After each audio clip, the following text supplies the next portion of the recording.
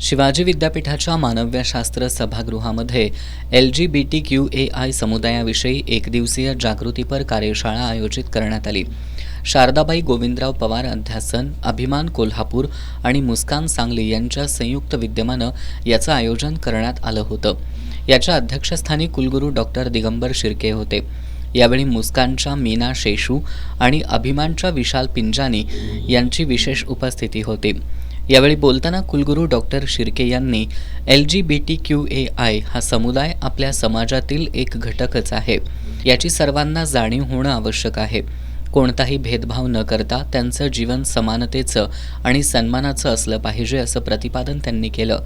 समानता आणि सर्वांची प्रतिष्ठा हा संविधानानं प्रदान केलेला अधिकार सर्वांना आहे, याची जाणीव जागृती करण्यामध्ये कार्यशाळा निश्चितपणे यशस्वी होईल असा विश्वास त्यांनी व्यक्त केला। मीना शेषू यांनी लिंगभाव हा केवळ जैविक नाही, तर तो समाज आणि संस्कृतीनं तयार केलेला आहे।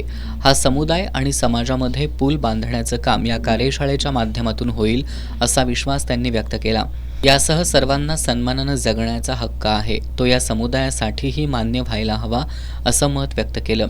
यावेळी विशाल पिंजानी यांनी योग्य माहिती अभावी या समुदायातील लोकांबद्दल समाजात गैरसमज निर्माण होऊन द्वेष, हिंसा आणि अत्याचार घडत असून याबद्दल लोकांमध्ये जनजागृती होणं गरजेचं असल्याचं सांगितलं। अशा लोकांना व्यक्त होण्याची संधी मिळत नाही, त्यामुळे सर्वत्र प्रवेश, समान वागणूक, आरोग्य आणि शांततामय जीवन जगण्याचा अधिकार त्यांना प्राप्त झाला पाहिजे।